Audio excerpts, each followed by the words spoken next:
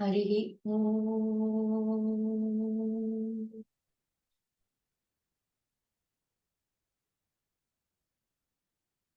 ವಂದೇ ಶಂಭುಮಾಪತಿಂ ಸುರಗುರುಂ ವಂದೇ ಜಗತ್ಕಾರಣಂ ವಂದೇ ಪನ್ನಗಭೂಷಣಂ ಮೃಗಧರಂ ವಂದೇ ಪಶೂನಾಂ ಪತಿಂ ವಂದೇ ಸೂರ್ಯಶಶಾಂಕವನ್ಹಿನಯನಂ ವಂದೇ ಮುಕುಂದಪ್ರಿಯಂ ವಂದೇ ಭಕ್ತಜನಾಶ್ರಯಂ ಚ ವರದಂ ವಂದೇ ಶಿವಂ ಶಂಕರಂ. ಭವಾನಿ ಶಂಕರೌ ವಂದೇ ಶ್ರದ್ಧಾ ವಿಶ್ವಾಸರೂಪಿಣೌ ಯಾಭ್ಯಾಂ ವಿನಾ ನ ಪಶ್ಯಂತಿ ಸ್ವಾಂತಸ್ ಸಿದ್ಧಾ ಸ್ವಾಂತಸ್ಥಮೀಶ್ವರಂ.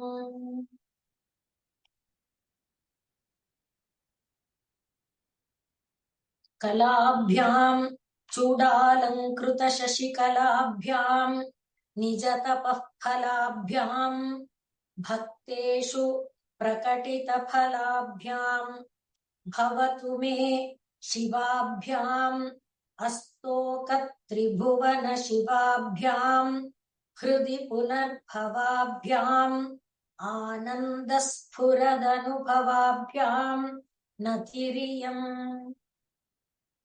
ಪರಮಾತ್ಮನ ಒಂದು ಸ್ವರೂಪ, ಆ ಸ್ವರೂಪ ಅನ್ನುವುದು ಈ ಒಂದು ಭೌತಿಕವಾದ ಪ್ರಪಂಚವನ್ನೆಲ್ಲ ವ್ಯಾಪಿಸಿಕೊಂಡಿದ್ದು, ಆ ಪ್ರಪಂಚನ, ಈ ಭೌತಿಕವಾದ ಪ್ರಪಂಚನೆಲ್ಲ ಬೆಳಗುತ್ತಾ, ಶಿವ ಎನ್ನುವ ಶಬ್ದಕ್ಕೆ ನಾವು ಹೇಳಿಕೊಂಡಿದ್ದು ಭೌತಿಕವಾದ ಪ್ರಪಂಚಕ್ಕೆ ಬೆಳಕಾಗಿ, ಚೈತನ್ಯ ರೂಪವಾಗಿ, ಭೌತಿಕವಾದ ಪ್ರಪಂಚದ ಸರ್ವ ಕ್ರಿಯೆ ಚಟುವಟಿಕೆ ಇದಕ್ಕೆಲ್ಲ ಪ್ರೇರಕ ಶಕ್ತಿಯಾಗಿ ಇರುವಂತಹ ಆ ಪರಾತ್ಪರ ಶಕ್ತಿ ಏನಿದೆ ಅದೇ ಶಿವ.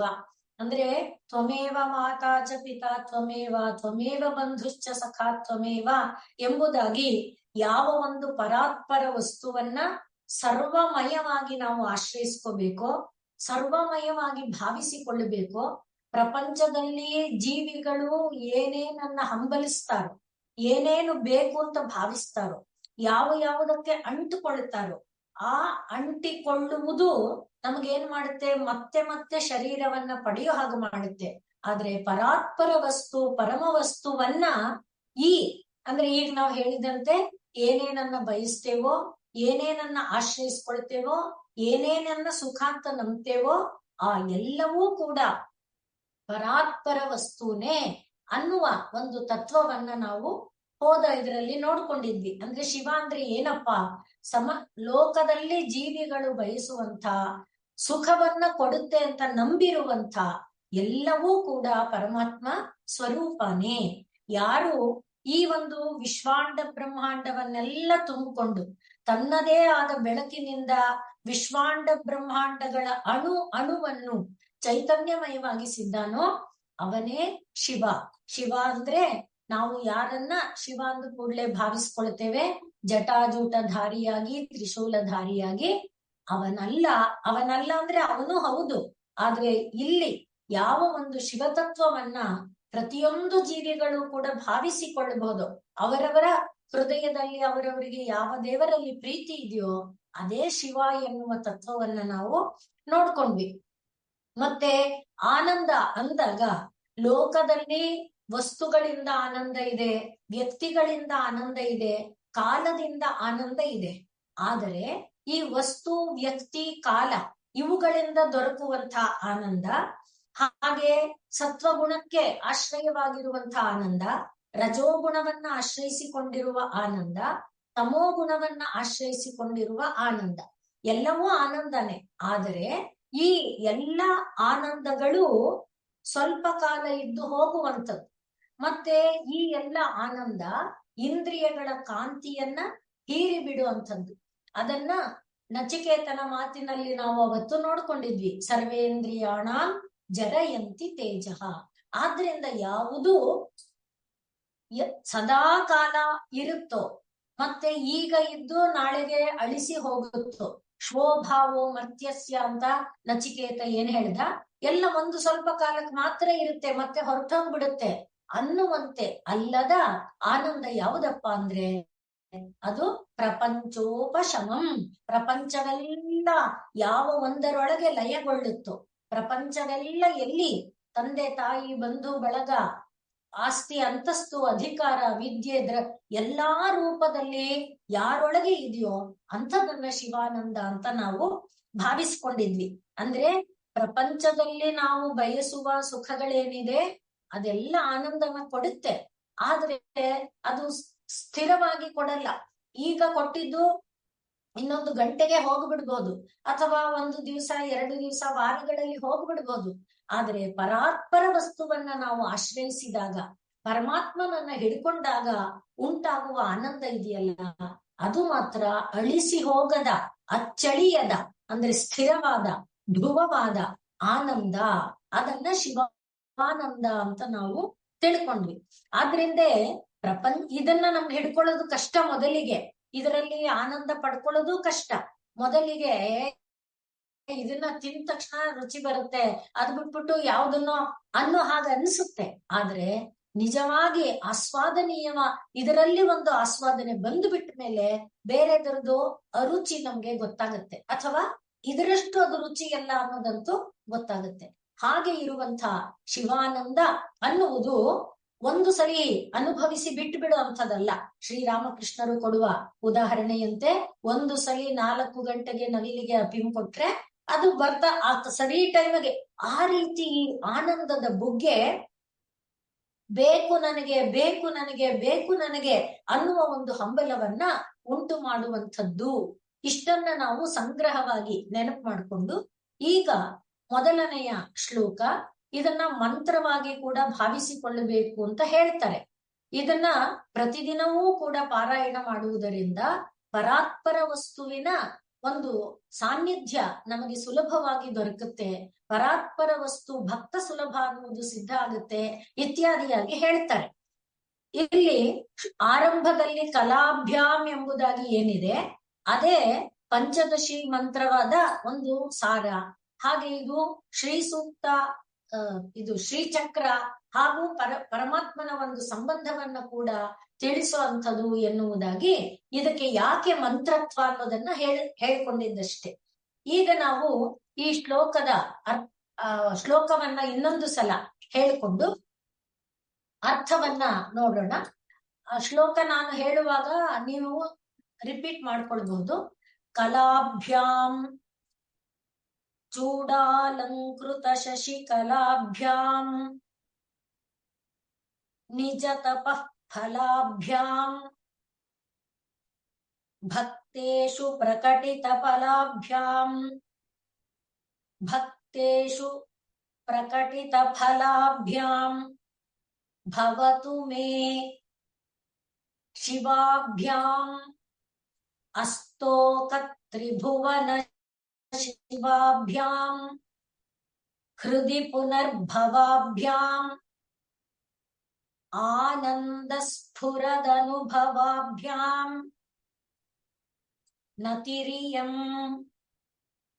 ಕಲಾಭ್ಯಾಂ ಅಂದ್ರೆ ಕಲೆಗಳ ರೂಪದಲ್ಲಿ ಇರುವವರು.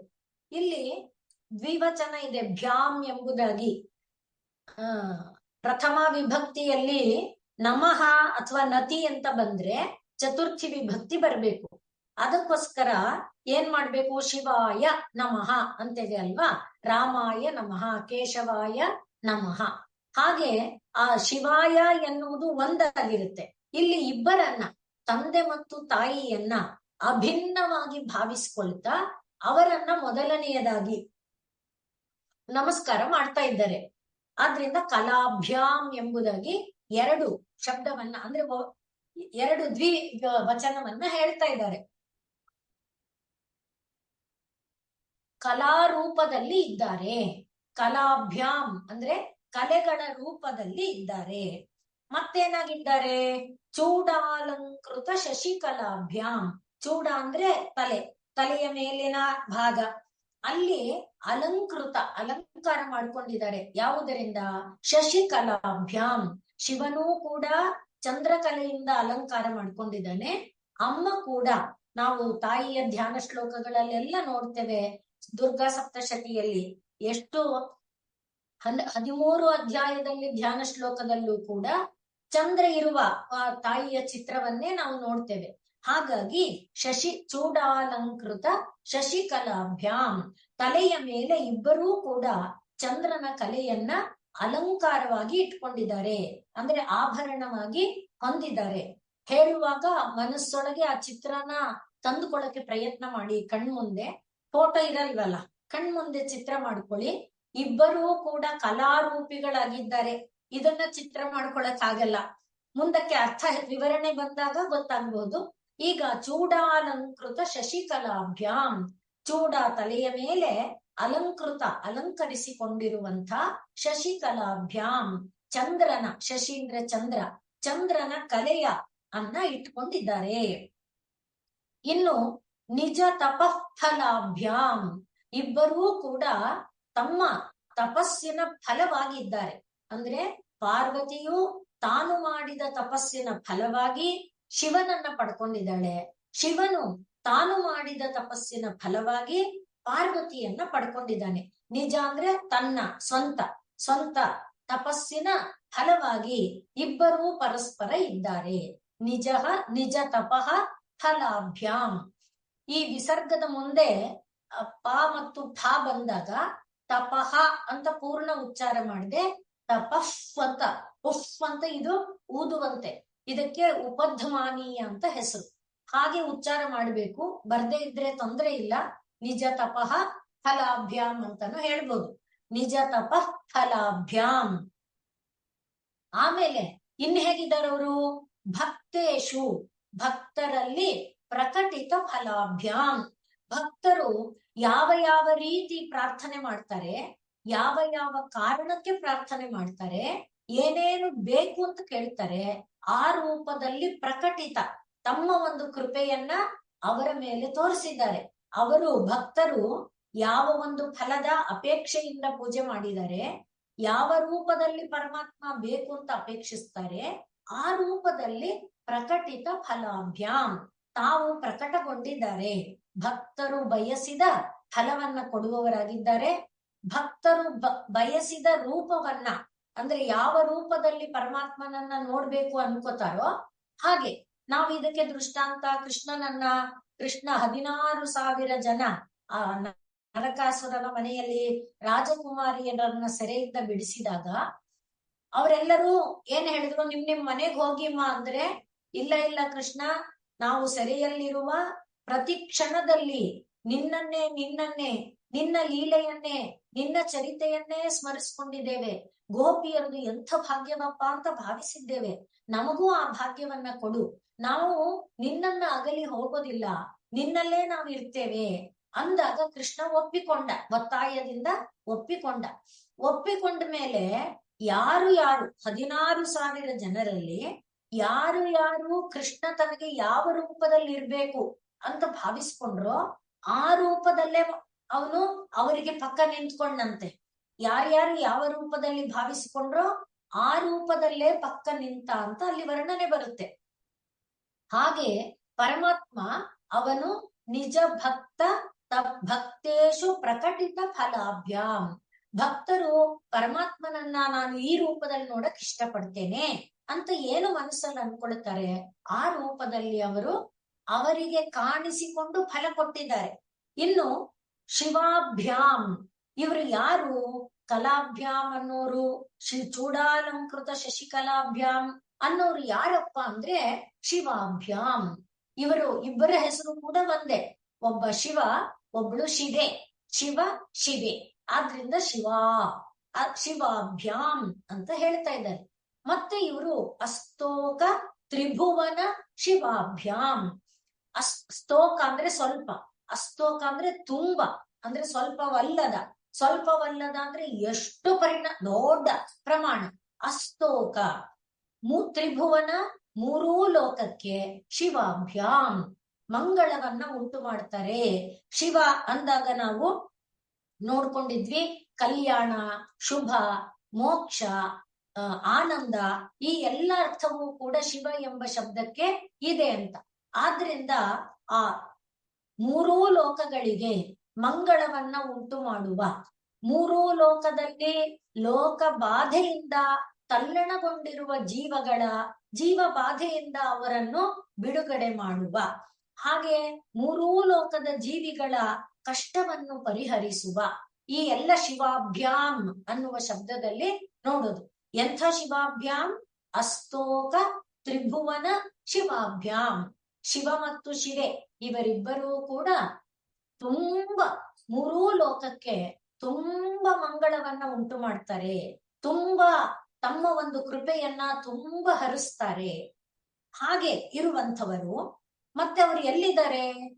ಹೃದಯ ಪುನರ್ಭವಾಭ್ಯಾಂ, ಹೃದಯದಲ್ಲಿದ್ದಾರೆ.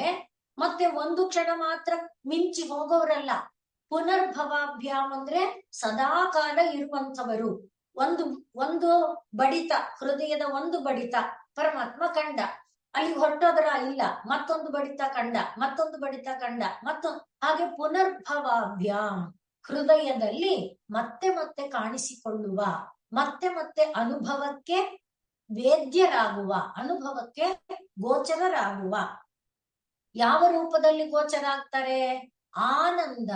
ಆನಂದದ ರೂಪದಲ್ಲಿ, ಸ್ಫುರತ್ ಆ ಹೊಳೆಯುವ ರೂಪದಲ್ಲಿ, ಆನಂದ ರೂಪದಲ್ಲಿ, ಸ್ಫುರದ ಅನುಭವಾಭ್ಯಾಂ ಮಿಂಚುವಂತ ಒಂದು ಅನುಭವವನ್ನ ಹೃದಯದ ಒಳಗೆ ಕೊಡುವುದರ ರೂಪದಲ್ಲಿ ಅವರು ನಮ್ಮ ಹೃದಯದಲ್ಲಿ ಸದಾಕಾಲ, ಹೃದಯದ ಬಡಿತದಲ್ಲಿ, ಮಿಡಿತದಲ್ಲಿ ಕಾಣಿಸ್ಕೊಳ್ತಾ ಇರ್ತಾರೆ. ಅಂಥ ಶಿವಾಭ್ಯಾಂ, ಶಿವ ಮತ್ತು ಶಿವೆ, ಪಾರ್ವತಿ ಮತ್ತು ಪರಮೇಶ್ವರ ಇವರಿಬ್ಬರಿಗೆ ನನ್ನ ಇಯಂ ನತಿಹಿ, ಈ ನಮಸ್ಕಾರವು ಭವತು ಇರಲಿ. ನತಿರಿಯಂ ಅನ್ನುವುದು ಕೊನೆಯಲ್ಲಿದೆ, ಭವತು ಮೇ ಅನ್ನುವುದು ಎರಡನೇ ಲೈನಲ್ಲಿದೆ. ನನ್ನ ನತಿರಿಯಂ ಅಂದಾಗ ನತಿಹಿ ಇಯಂ ನತಿಹಿ, ಈ ನಮಸ್ಕಾರವು ಭವತು ಇರಲಿ. ಅಂದ್ರೆ ಒಟ್ಟು ಈಗ ಈ ಶ್ಲೋಕದಲ್ಲಿ ಏನ್ ಹೇಳಿದ್ರು? ಶಿವ ಮತ್ತು ಪಾರ್ವತಿಯರಿಗೆ ನಾನು ನಮಸ್ಕಾರ ಮಾಡ್ತಾ ಇದ್ದೇನೆ, ನನ್ನ ನಮಸ್ಕಾರವು ಇರಲಿ. ಶಿವ ಮತ್ತು ಪಾರ್ವತಿ ಹೇಗಿದ್ದಾರೆ? ಕಲೆಯ ರೂಪದಲ್ಲಿ ಇದ್ದಾರೆ. ಮತ್ತೇನಾಗಿದ್ದಾರೆ? ತಲೆ ಮೇಲೆ ಚಂದ್ರನನ್ನ ಆಭರಣವಾಗಿ ಹೊಂದಿದ್ದಾರೆ. ಮತ್ತೇನಾಗಿದ್ದಾರೆ? ಇಬ್ಬರೂ ಕೂಡ ಪರಸ್ಪರ ತಮ್ಮ ತಪಸ್ಸಿನ ಫಲವು ಅನ್ನುವ ಹಾಗಿದ್ದಾರೆ. ಮತ್ತೆ ಭಕ್ತರಿಗೆ ಅವರವರು ಬಯಸಿದ ಫಲವನ್ನ ಕೊಡುವವರಾಗಿದ್ದಾರೆ. ಬರೀ ಭಕ್ತರಿಗೆ ಅಲ್ಲ, ಎಲ್ಲಾ ಮೂರೂ ಲೋಕಗಳಿಗೆ ಬೇಕಾದ ಹಾಗೆ ತಮ್ಮ ಒಂದು ಅನುಗ್ರಹದ ಪ್ರವಾಹವನ್ನ ಹರಿಸ್ತಾ ಇದ್ದಾರೆ. ಅನುಗ್ರಹ ನಿರಂತರವಾಗಿ ಹರಿಯುವಂತೆ ಮಾಡ್ತಾ ಇದ್ದಾರೆ. ಅವರು ಇದ್ದಾರೆ ಅಂತ ಹೇಳ್ತಿದೀವಲ್ಲ, ಎಲ್ಲಿ ನಮಗೆ ಕಾಣಲ್ವಲ್ಲ ಅಂದ್ರೆ ಒಳಗಡೆ ಹೃದಯ ಪುನರ್ಭವಾಭ್ಯಾಂ ಮತ್ತೆ ಆನಂದ ರೂಪದಲ್ಲಿದ್ದಾರೆ.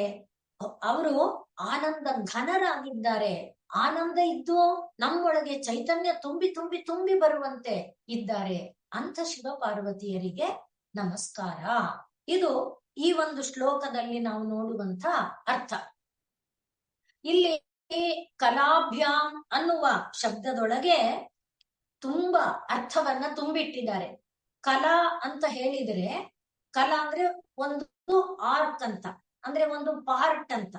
ಒಂದು ಪಾರ್ಟ್ ಆದ್ರೆ ಅದು ಪೂರ್ಣ ಆಗಕ್ಕಾಗಲ್ಲ ಅಲ್ವೇ? ಅದರಿಂದ ಒಂದು ಪಾರ್ಟ್ ಇನ್ನೊಂದು ಪಾರ್ಟ್ ಸೇರಿದ್ರೆ ಪೂರ್ಣ ಆಗುತ್ತೆ.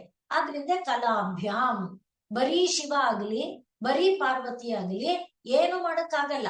ನಾವು ಸೌಂದರ್ಯ ಲಹರಿಯಲ್ಲಿ ನೋಡಿದ್ದೇವೆ, ಶಿವ ಶಕ್ತ್ಯಾಯುಕ್ತೋ ಪ್ರಭವತಿ ಯದಿ ಭವತಿ. ಅಂದ್ರೆ ಆ ಶಿವನಿಗೆ ಶಕ್ತಿ ಬರ್ಬೇಕಾದ್ರೆ, ಶಿವ ಈ ಸೃಷ್ಟಿಯಾಗಿ ಕೆಲಸ ಮಾಡ್ಬೇಕಾದ್ರೆ ಶಕ್ತಿ ಬೇಕು.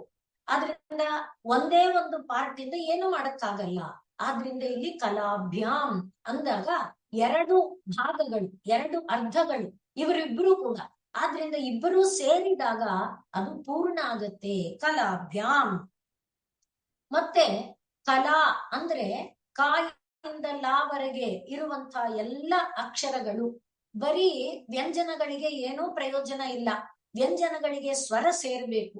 ಹಾಗೆ ನೋಡಿ ಅಲ್ಲೂ ತಿರ್ಗ ಒಂದು ವ್ಯಂಜನ ಒಂದು ಸ್ವರ ಆದ್ರೆ ಅವೆರಡೂ ಸೇರಿದಾಗ ಏನಾಗುತ್ತೆ, ಭಾಷೆಯಾಗುತ್ತೆ. ಅದರ ಮೂಲಕ ವ್ಯಕ್ತ ಆಗುದೇನು, ವಿದ್ಯೆ ಆಗುತ್ತೆ. ಆದ್ರಿಂದ ವಿದ್ಯಾ ಸ್ವರೂಪರಾದವರು ಕಲಾಭ್ಯಾಮ್ ಅಂದಾಗ ಮೊದಲಿಗೆ ಕಲೆಯ ರೂಪದಲ್ಲಿ ಅಂದ್ರೆ ಅರ್ಧ ಅರ್ಧ ಭಾಗದಲ್ಲಿ ಇದ್ದಂಥವರು, ಹಾಗೆ ವಿದ್ಯಾ ರೂಪದಲ್ಲಿ ಇರುವಂಥವರು ಅಂತ ಕಾಣ್ತಾರೆ ಅಂತ ನಾವು ಅರ್ಥ ಮಾಡ್ಕೊಳ್ಬೇಕಾಗತ್ತೆ.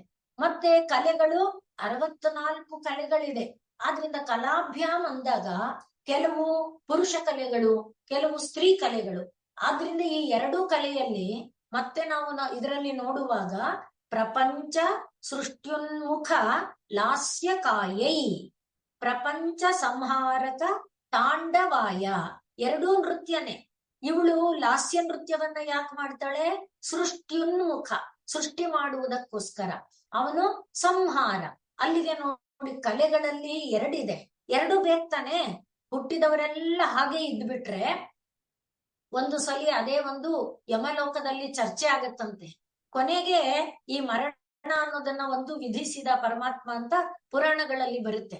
ಇಲ್ಲದೆ ಇದ್ರೆ ಹುಟ್ಟಿದವರೆಲ್ಲ ಹಾಗೆ ಇದ್ಬಿಟ್ರೆ ಎಲ್ಲಿ ಜಾಗ ಒದಗಿಸೋದು, ಹುಟ್ಟತಾನೆ ಇರ್ತಾರೆ. ಹುಟ್ಟಿದವರು ಬೇರೆಯವ್ರಿಗೆ ಬರ್ತಾ ಬರ್ತಾ ಇದ್ರೆ ಬೇರೆಯವರಿಗೆಲ್ಲ ಜಾಗ ಎಲ್ಲಾಗತ್ತೆ. ಅದಕ್ಕೋಸ್ಕರ ಒಂದು ಸಂಹಾರ ಅನ್ನುವುದನ್ನು, ಮರಣ ಅನ್ನುವುದನ್ನು ಪರಮಾತ್ಮ ಸೃಷ್ಟಿ ಮಾಡ್ದ ಅಂತ ಪುರಾಣಗಳಲ್ಲಿ, ಸೃಷ್ಟಿಯ ಒಂದು ತತ್ವದಲ್ಲಿ ಇದನ್ನು ಸೃಷ್ಟಿ ಸ್ಥಿತಿ ಜೊತೆಯಲ್ಲಿ ಲಯನೂ ಯಾಕೆ ಬೇಕು ಅನ್ನುವುದಕ್ಕೆ ಒಂದು ಸಾಂಕೇತಿಕವಾದ ಕಥೆಯನ್ನ ಹೇಳ್ತಾರೆ. ಹಾಗೆ ಇಲ್ಲಿ ಈ ಪ್ರಪಂಚ ಸೃಷ್ಟ್ಯುನ್ಮುಖ ಲಾಸ್ಯಕ, ಲಾಸ್ಯ ತಾಯಿ ಆದ್ರೆ ಪ್ರಪಂಚ ಸಂಹಾರಕ ತಾಂಡವ. ಆದ್ರಿಂದ ಕಲೆಗಳು 64 ಕಲೆಗಳಲ್ಲಿ ಪುರುಷ ಕಲೆ ಮತ್ತು ಸ್ತ್ರೀ ಕಲೆ ಅಂದಿದ್ದಕ್ಕೆ ದೃಷ್ಟಾಂತ ಹೇಳಿದೆ ಅಷ್ಟೇ. ಹಾಗೆ ಆ ಎಲ್ಲ ಕಲೆಗಳು ಸೇರಿದಾಗ ಪ್ರಪಂಚ ಏನಾಗುತ್ತೆ, ಸುಮುಖವಾಗಿ ವ್ಯವಹಾರ ನಡೆಯುತ್ತೆ.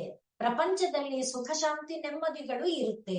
ಆದ್ರಿಂದ 64 ಕಲೆಗಳ ರೂಪದಲ್ಲಿ ಇಬ್ಬರೂ ಇದ್ದಾರೆ. ಹಾಗೆ ಏನೇನು ವಿದ್ಯೆಗಳು ಲೋಕದಲ್ಲಿದೆ, ಆ ಎಲ್ಲಾ ವಿದ್ಯಾ ಸ್ವರೂಪದಲ್ಲಿರುವವರು ಯಾರು, ಎಲ್ಲಾ ಲೌಕಿಕವಾದ ವಿದ್ಯೆಗಳ ಸ್ವರೂಪದಲ್ಲಿರುವವರು ಇವರಿಬ್ಬರೇ. ಈ ವಿದ್ಯೆಯಾಗಿ ಆಗಲ್ಲ. ಈ ವಿದ್ಯೆ ಏನಾಗುತ್ತೆ, ಕೇವಲ ಮೃತ್ಯುವನ್ನ ದಾಟಿಸುತ್ತೆ ಅಷ್ಟೇ. ಅಮರತ್ವ ಕೊಡಬೇಕಾದ್ರೆ ವಿದ್ಯೆನೇ ಬೇಕು.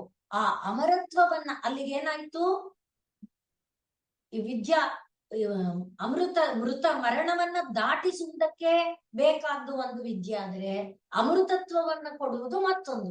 ಹೇಗೆ ನೋಡಿ, ಕಲಾಭ್ಯಾಮ್ ಅನ್ನುವಾಗ ಎರಡೆರಡು ಇಲ್ಲದೆ ಹೋದ್ರೆ ಪೂರ್ಣತೆ ಅನ್ನೋದು ಆಗೋದಿಲ್ಲ. ಆದ್ರಿಂದ ಆ ರೀತಿ.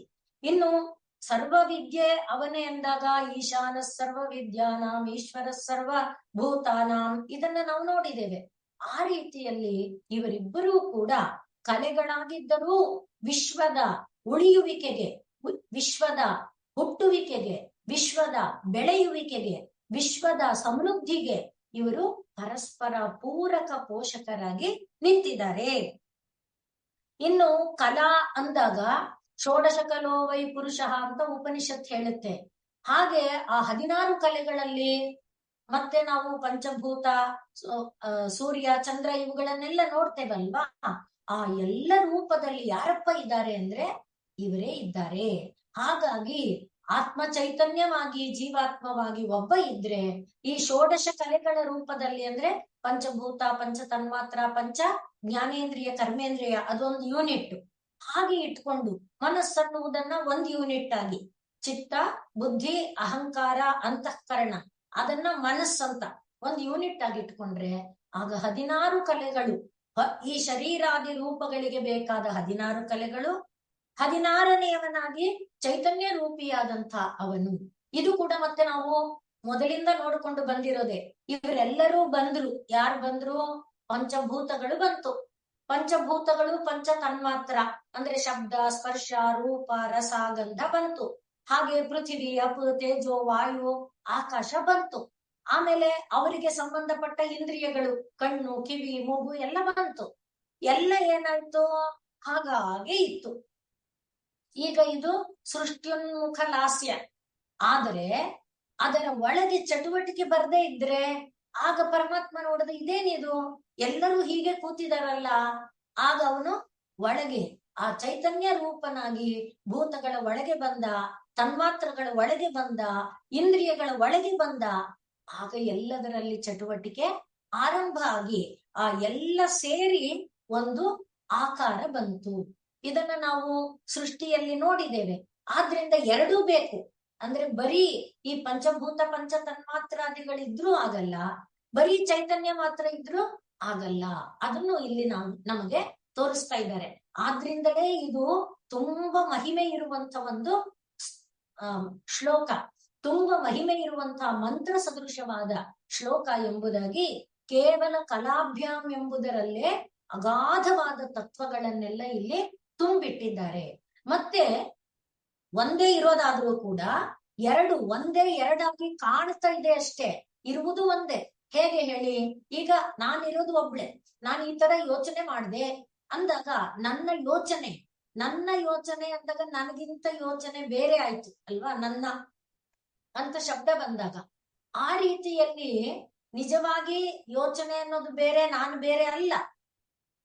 ನನ್ನ ಯೋಚನೆ ಅಂತ ನಾ ಹೇಳುವಾಗ, ನನ್ನ ಮೂಗು, ನನ್ನ ಕೈ ಅನ್ನುವಾಗ ನಾನು ಅನ್ನೋದಕ್ಕಿಂತ ಬೇರೆ ಅಲ್ವಾ. ನನ್ನ ಪೆನ್ನೆ ನಾನಾ ಅಲ್ಲ, ನನ್ನ ಮನೆ ನಾನಾ ಅಲ್ಲ. ಹಾಗೆ ನನ್ನ ಮೂಗು, ನನ್ನ ಕಣ್ಣು ನಾನೇ ಕಣ್ಣ ಅಲ್ಲ. ಆದ್ರಿಂದ ಆ ನಾನು ಅನ್ನುವುದಕ್ಕಿಂತ ಇವೆಲ್ಲ ಬೇರೆ ಅಂತ ಅನ್ಸುತ್ತೆ, ಆದ್ರೆ ಬೇರೆನಾ ಅಲ್ಲ. ಆ ರೀತಿಯಲ್ಲಿ ಈ ಒಂದು ಸ್ವರೂಪ ಇದೆಯಲ್ಲ, ಈ ಎಲ್ಲವೂ ಕೂಡ ಪಂಚಭೂತ ಪಂಚ ತನ್ಮಾತ್ರ ಇವೆಲ್ಲವೂ ಅದು ನಾನು ಅನ್ನೋದು ಒಳಗೆ ಬರ್ಲಿಲ್ಲ ಅಂದ್ರೆ ಏನು ಇಲ್ಲ ಆಗುತ್ತೆ. ಹಾಗಾಗಿ ಎರಡೂ ಪೂರಕ ಪೋಷಕವಾಗಿ ನಿಲ್ಲುವ ತತ್ವ ಇದೆಯಲ್ಲ, ಆ ಮಹಾಮಹಿಮೋನ್ನತವಾದ ಸೃಷ್ಟಿ ಸ್ಥಿತಿ ಲಯ ತಿರೋಧಾನ ಮತ್ತು ಅನುಗ್ರಹ ಇಷ್ಟನ್ನು ಸೇರಿಕೊಂಡಿರುವಂತ ಒಂದು ತತ್ವ ಕಲಾಭ್ಯಾಮ್. ಆದ್ರಿಂದಲೇ ಶಿವಾಭ್ಯಾಮ್ ಅನ್ನುವಾಗಲೂ ಕೂಡ ಶಿವೆ ಏನ್ ಮಾಡ್ತಾಳೆ, ಸೃಷ್ಟಿ ಸ್ಥಿತಿಗಳನ್ನ ಮಾಡ್ತಾಳೆ. ಶಿವ ಏನ್ ಮಾಡ್ತಾನೆ, ಲಯ ತಿರೋಧಾನಗಳನ್ನ ಮಾಡ್ತಾನೆ. ಇವರಿಬ್ಬರೂ ಸೇರಿ ಏನ್ ಮಾಡ್ತಾರೆ, ಅನುಗ್ರಹವನ್ನ ಮಾಡ್ತಾರೆ.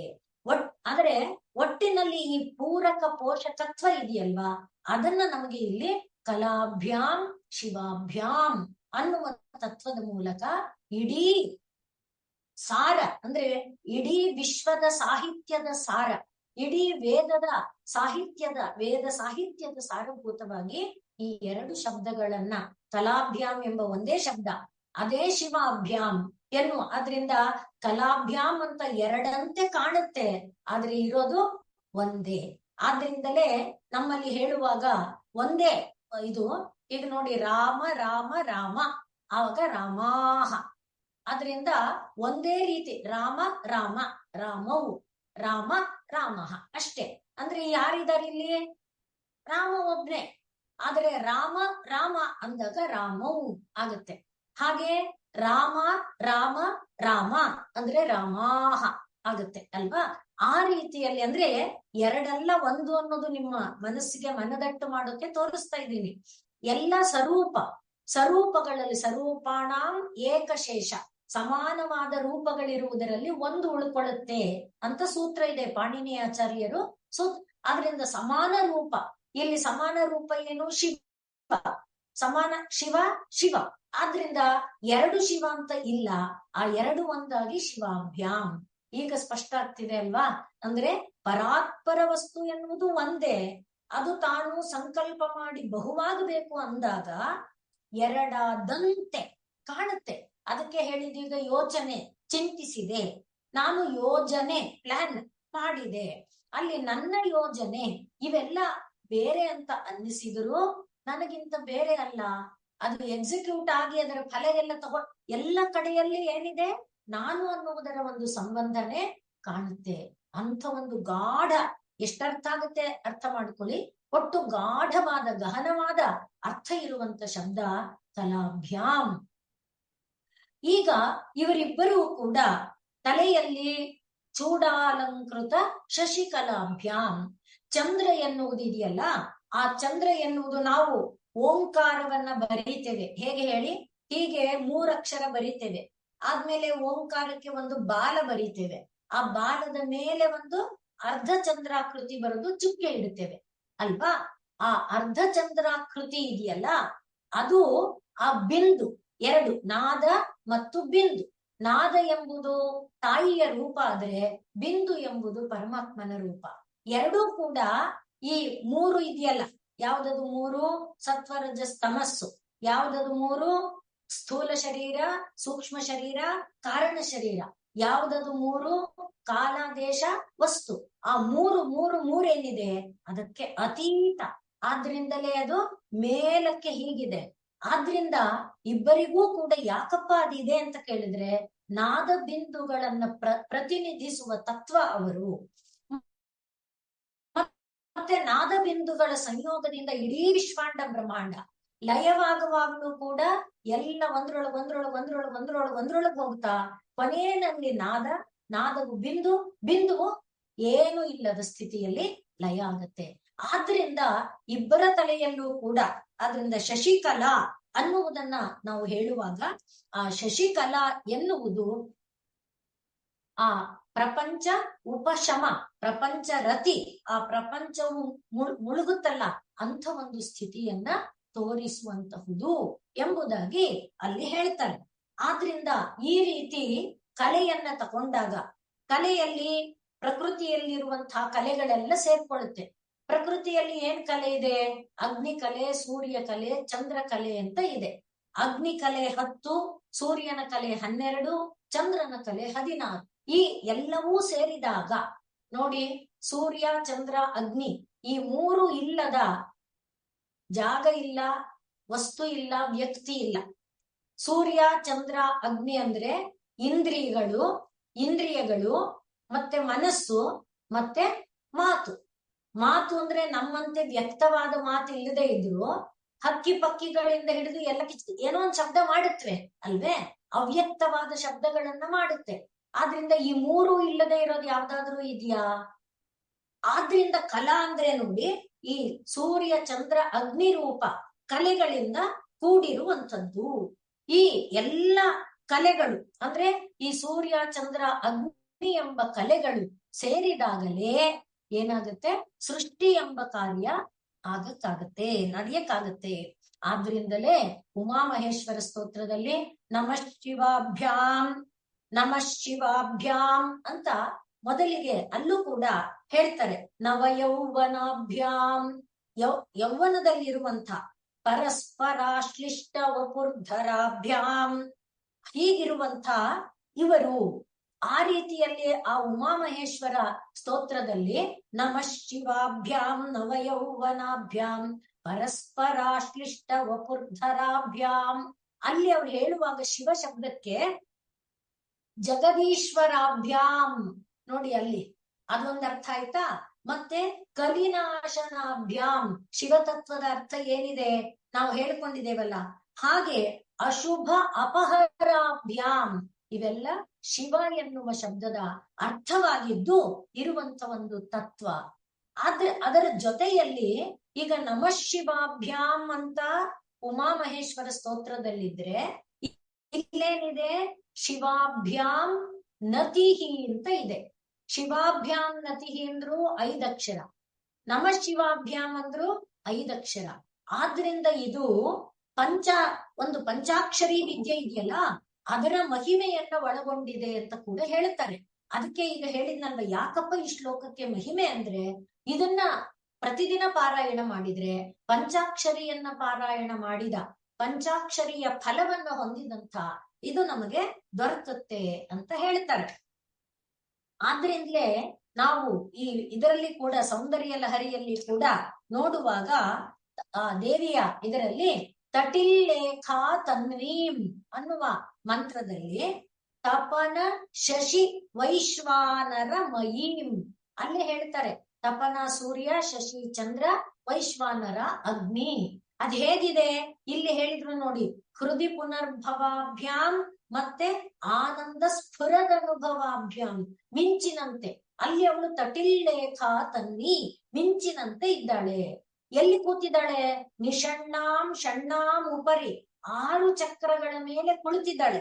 ಹಾಗೆ ಕುಳಿತಿರುವವಳು ಅಲ್ಲಿ ಕೂಡ ತವ ಕಲಾಂ, ಕಲಾ ಎನ್ನುವುದು ತಾಯಿಗೂ ಇದೆ, ಕಲ ಎಂಬುದು ಪುರುಷನಿಗೂ ಇದೆ. ಅದನ್ನ ತೋರ್ಸಕ್ಕೋಸ್ಕರ, ಬರೀ ನನ್ ಮಾತಲ್ಲ, ಇದಕ್ಕೊಂದು ಆಧಾರ ಇದೆ ಅನ್ನೋದಕ್ಕೆ ಹೇಳ್ತಾ ಇದ್ದೀನಿ ಅಷ್ಟೇ.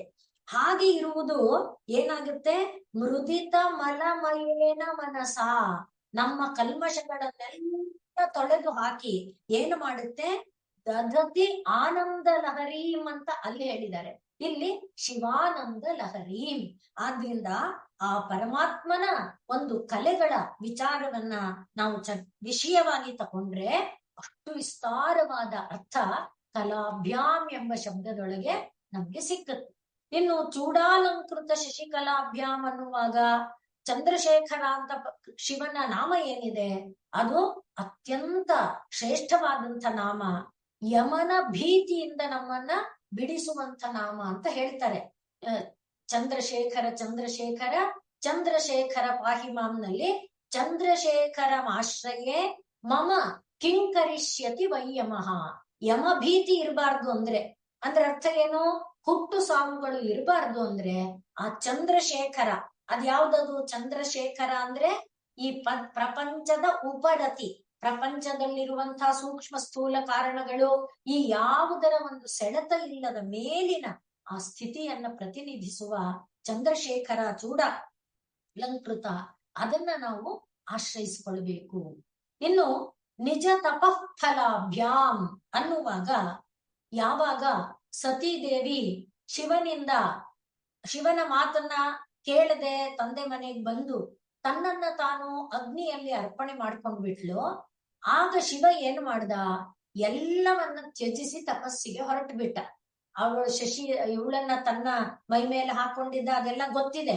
ಅವಳ ಮೋಹದಲ್ಲಿ ಬಿದ್ದಿದ್ದಾನೆ ಅಂತ ಮೋಹ ಬಿಡಿಸೋದಕ್ಕೋಸ್ಕರ ವಿಷ್ಣು ಅವಳ ಅವಯವಗಳನ್ನೆಲ್ಲ ಕತ್ತರಿಸಿದ ನಂತರ ಈಗೇನು ಇಲ್ವಲ್ಲ, ಅದಕ್ಕೆ ಶಿವ ಏನ್ ಮಾಡ್ದ, ತಪಸ್ಸಿಗೆ ಹೋಗ್ಬಿಟ್ಟ. ಅವನು ತಪಸ್ಸು ಮಾಡ್ತಾ ಇರುವಾಗ ಆ ತಪಸ್ಸಿನ ಒಂದು ಇದಕ್ಕೆ ತಾನು ಪಾರ್ವತಿ ತನ್ನ ಪತಿ ಹೇಳಿದ ಮಾತು ಕೇಳದೆ ತಾನು ತಪ್ಪು ಮಾಡಿದೆ, ತನ್ನ ಪತಿಗೆ ತಾನು ಸೇವೆ ಮಾಡ್ಬೇಕು ಅನ್ನುವ ಭಾವನೆಯಿಂದ ಆಕೆ ಏನ್ ಮಾಡಿದ್ಲು, ತಾನು ಹಿಮವಂತನ ಪುತ್ರಿಯಾಗಿ ಜನಿಸಿ ಶಿವನ ಸೇವೆ ಮಾಡೋದಕ್ಕೆ ತಂದೆ ತಾಯಿಗಳ ಅನುಮತಿ ಪಡ್ಕೊಂಡ್ಲು. ಆದರೆ ಪುರಾಣಾದಿಗಳಲ್ಲಿ ಮತ್ತೆ ನಮ್ಮ ಸಂಸ್ಕೃತ ಕವಿಗಳು ವರ್ಣನೆ ಮಾಡುವಲ್ಲಿ ಅವಳಿಗೆ ಅಭಿಮಾನ ಇತ್ತಂತೆ.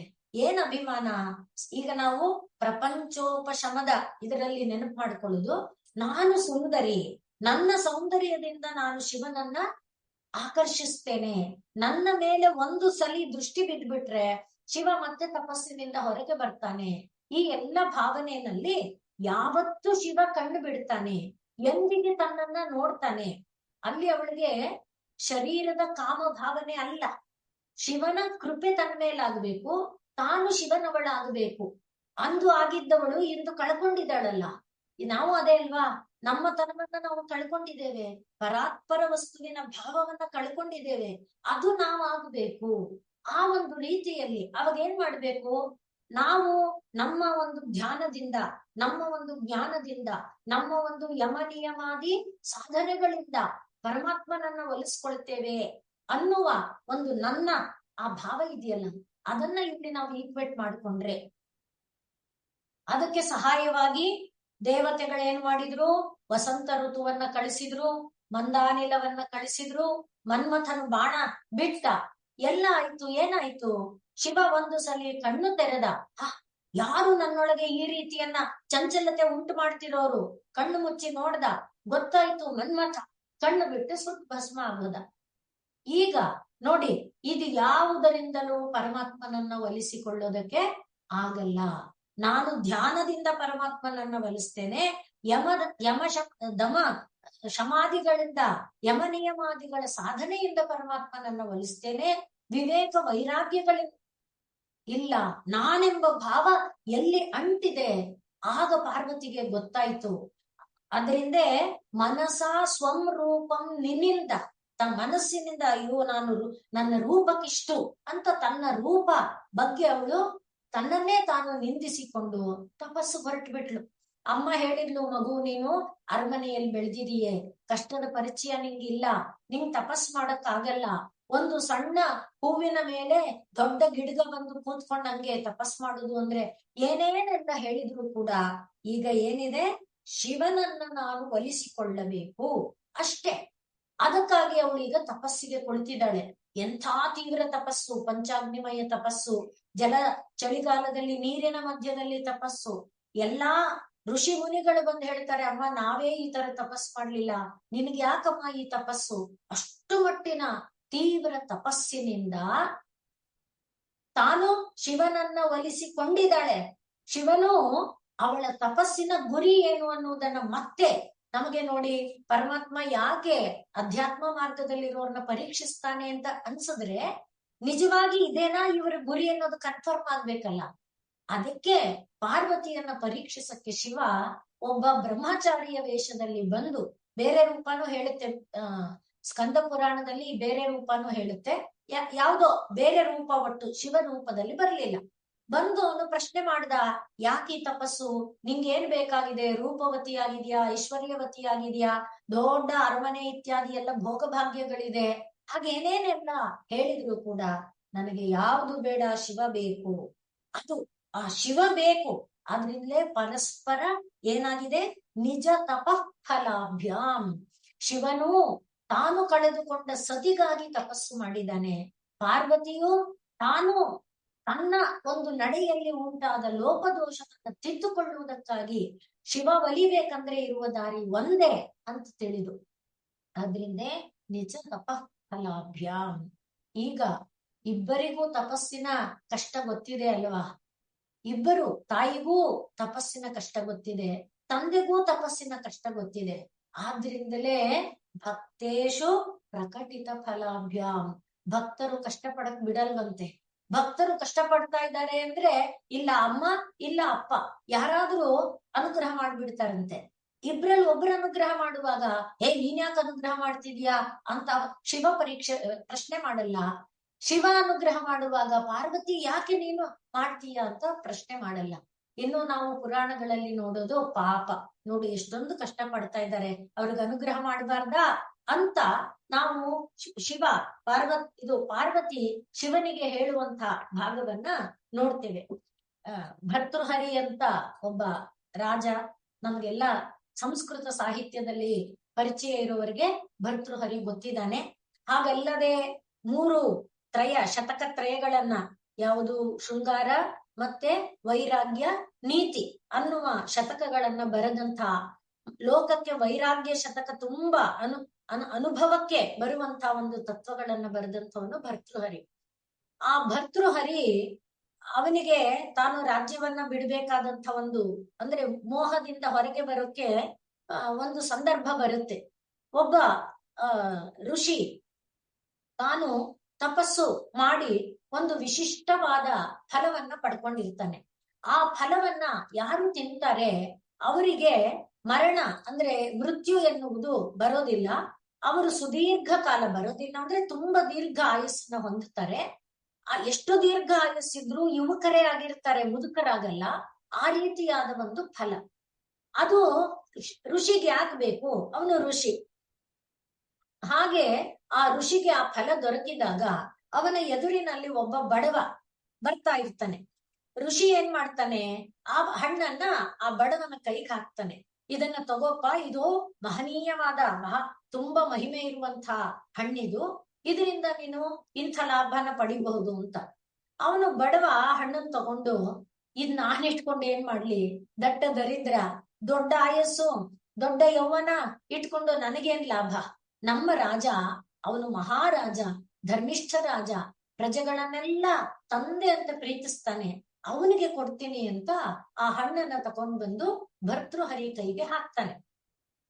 ಭರ್ತೃಹರಿ ತಾನು ಯೋಚನೆ ಮಾಡ್ತಾನೆ, ನಾನೊಬ್ಬ ಸುದೀರ್ಘವಾದ ಆಯುಸ್ಸಿಂದ ಬದುಕ್ಬಿಟ್ಟು ನನಗೆ ಯೌವನಾನು ಇದ್ದು ನನ್ ಪತ್ನಿ ಇಲ್ಲ ಅಂತಾದ್ರೆ ನನಗೇನು ಪ್ರಯೋಜನ? ನಾನ್ ನನ್ನ ಪತ್ನಿನ ತುಂಬಾ ಪ್ರೀತಿಸ್ತೀನಿ ಅಂತ ಪತ್ನಿನ ಕರೆದು ಆ ಹಣ್ಣನ್ನ ಪತ್ನಿಗೆ ಕೊಡ್ತಾನೆ. ಆ ಪತ್ನಿಗೆ ರಾಜನ ಮೇಲೆ ಎಂಥ ವಿಚಿತ್ರ ಮಾಯಾರೂಪ ನೋಡಿ ಲೋಕ. ಆ ಪತ್ನಿಗೆ ತನ್ನ ಪತಿ ರಾಜ ಆದ್ರೆ ಅವನ ಮೇಲಿನ ಮೋಹಕ್ಕಿಂತ ಪ್ರೀತಿಗಿಂತ ಆನೆ ಮಾವುಟಿಗ, ಆ ಅರಮನೆಯ ಆನೆಯ ಮಾವುಟಿಗನ ಮೇಲೆ ಪ್ರೀತಿ. ಅವಳೇನ್ ಮಾಡಿದ್ಲು, ಇವರೆಲ್ಲ ಯೋಚನೆ ಮಾಡಿದಂತೆ ತಾನು ಯೋಚನೆ ಮಾಡಿ ಆ ಹಣ್ಣನ್ನ ಮಾವುಟಿಗನಿಗೆ ಕೊಟ್ಟು ಇದು ಹೀಗೆ ಹಣ್ಣು ತಿರುಗ್ತಾ ತಿರುಗ್ತಾ ಮತ್ತೆ ರಾಜನ ಕೈಗೆ ಬಂತು. ಆಗ ರಾಜನಿಗೆ ಆಶ್ಚರ್ಯ, ಇದು ಹೇಗಿದು ಅಂತ.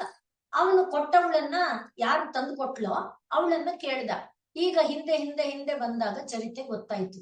ಆಗ ರಾಜ, ಅಯ್ಯೋ ಎಂಥ ಭ್ರಮೆಯಲ್ಲಿದ್ದೇನೆ, ನನ್ನ ಪ್ರಾಣಕ್ಕೆ ಪ್ರಾಣ ಅಂತ ನಂಬಿದ ಪತ್ನಿಗೆ ನನ್ನ ಮೇಲೆ ಯಾಮ್ ಚಿಂತಯಾಮಿ ಅನನ್ಯ ಮನಸ, ಅವಳಿಗೆ ನನ್ನ ಮೇಲೆ ಇಲ್ವಲ್ಲ ಪ್ರೀತಿ, ಇದಕ್ಕೋಸ್ಕರ ನಾನು ಇಷ್ಟೆಲ್ಲ ಹೋರಾಡ್ಬೇಕಾ? ಆ ಕ್ಷಣದಲ್ಲಿ ವೈರಾಗ್ಯ ಬಂದು ಎಲ್ಲವನ್ನ ಬಿಟ್ಟು ಅವನು ಹೊರಟು ಬಹಳ ಸಾಧನೆ ಮಾಡ್ದ. ತೀವ್ರವಾದ ಸಾಧನೆಗಳನ್ನ ಮಾಡಿ ತೀವ್ರತರ ಈಗ ತೀವ್ರತಮ ಸಾಧನೆಯಲ್ಲಿದ್ದಾನೆ ಅಂತ. ಆ ಸಾಧನೆಗಳದೇ ದೊಡ್ಡ ದೊಡ್ಡ ಕಥೆ ಇದೆ. ಈಗ ತೀವ್ರತಮ ಸಾಧನೆಯಲ್ಲಿ ಏನಪ್ಪ ಮಾಡ್ತಾನೆ ಅಂದ್ರೆ ಸ್ಮಶಾನದಲ್ಲಿದ್ದಾನೆ.